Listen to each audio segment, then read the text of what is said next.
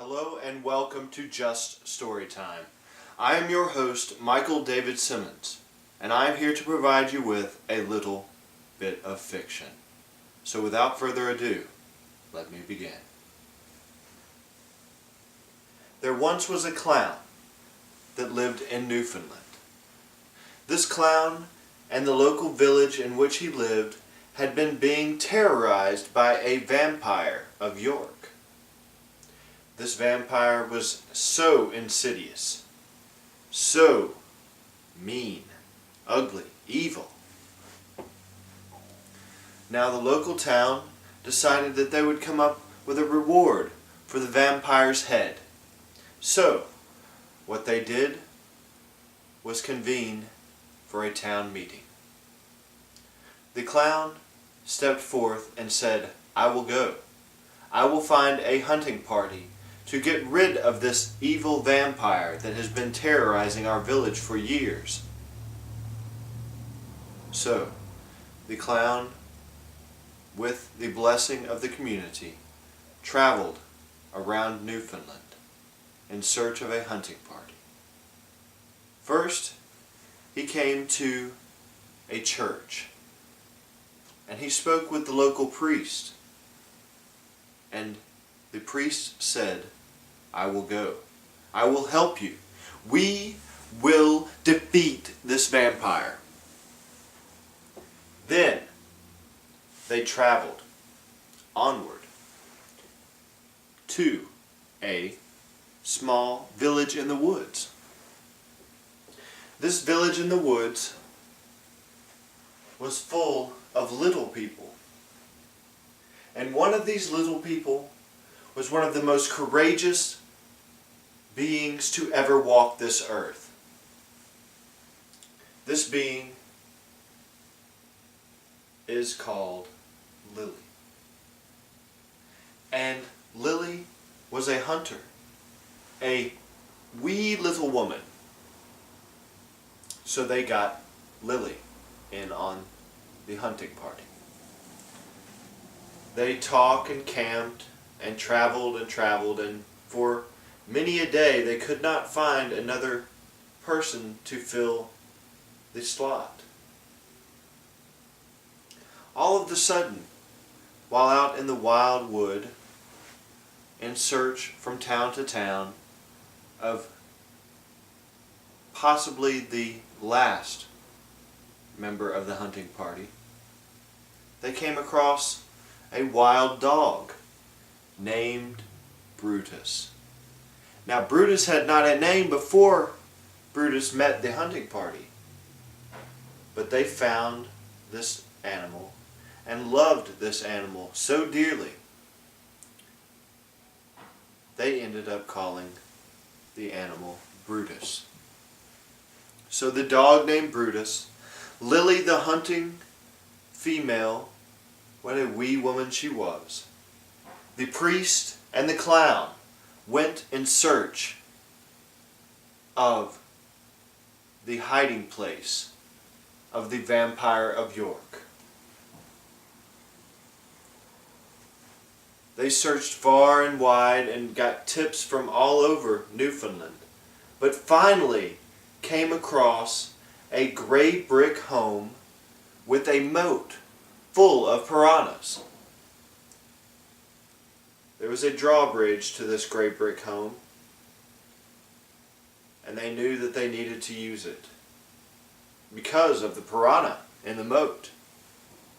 If they were to step foot in the moat, they would be eaten alive by these wild fish.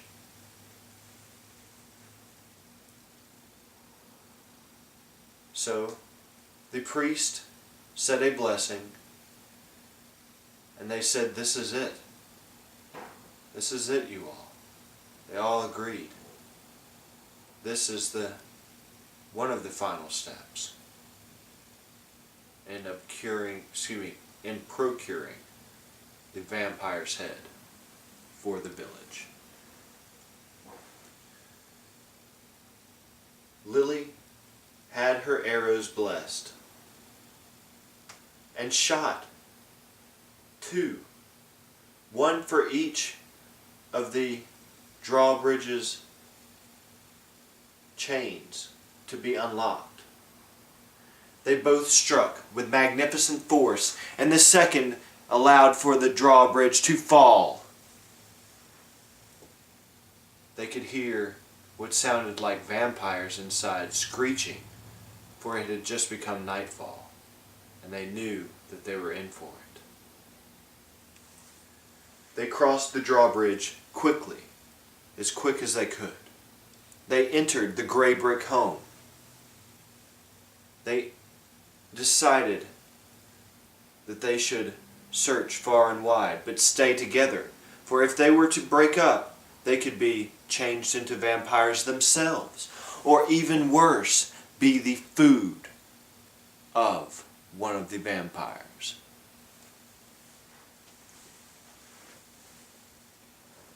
Lily, with her arrows blessed, went into the compound. The priest followed, and ahead of them the clown. At the rear, Brutus, the magnificent beast.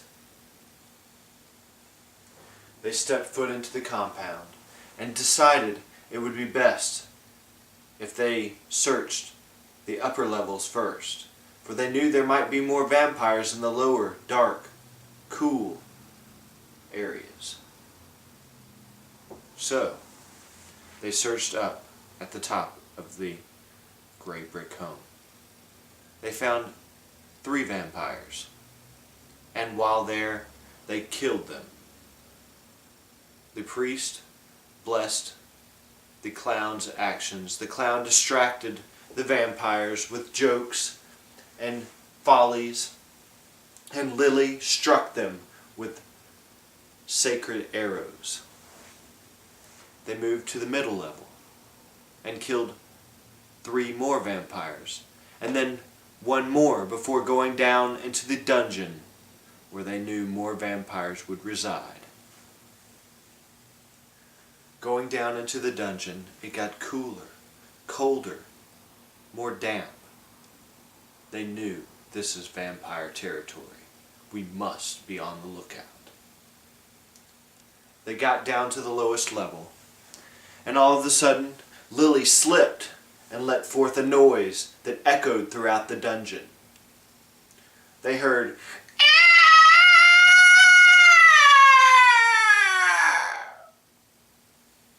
vampire noises. They heard that several times, and it echoed throughout the dungeon.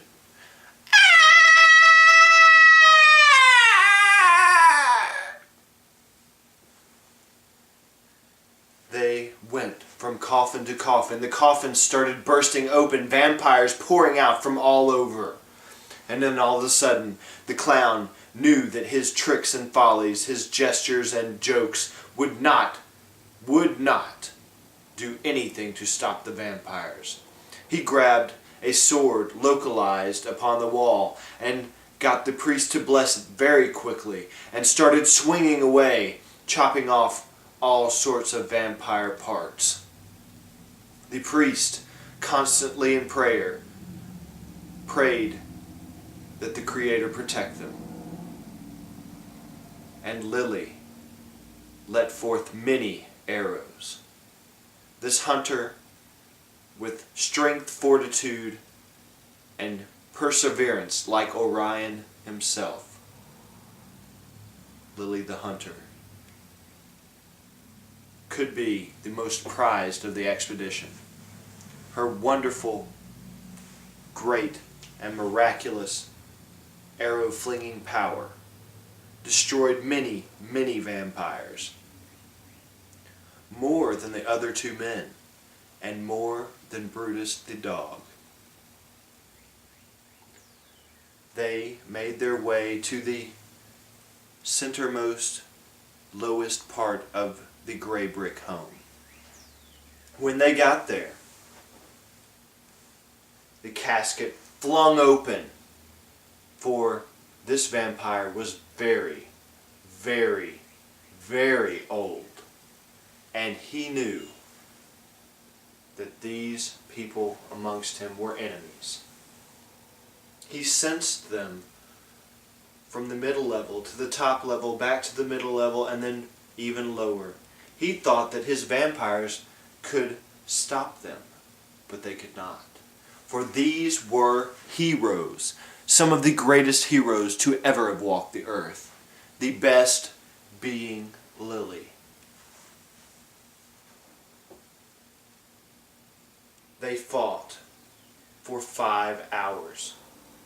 The priest being scratched and scraped. The clown, whose makeup seemed to rub off and rub off, almost showing that there was no bit of clowniness to him anymore, for he could not make jokes of the situation at all. And Lily, well, Lily, she didn't have a scratch on her. She, being the best of the fighters, the best of the party, kept herself safe. She was soon running out of arrows, for she had only packed 212 arrows. Brutus the dog lay at the ground resting, for he had been cut by a vampire nail through the abdomen, and blood had spilled. The dog rest, Lily protected, the priest praying, and the clown no longer smiling. His makeup had worn away. They, with a decisive blow, struck the vampire from all sides. At this point, Brutus had welled himself to the point of being just healed enough to strike, and he nipped at the ankles of the vampire. The vampire's head cut off by the sword. Arrows striking all points of the midsection by Lily. And the priest praying the prayer that would and did get rid of the vampire. For this vampire was no longer there. It had disappeared into thin air, except for the head. They had defeated the vampire of York.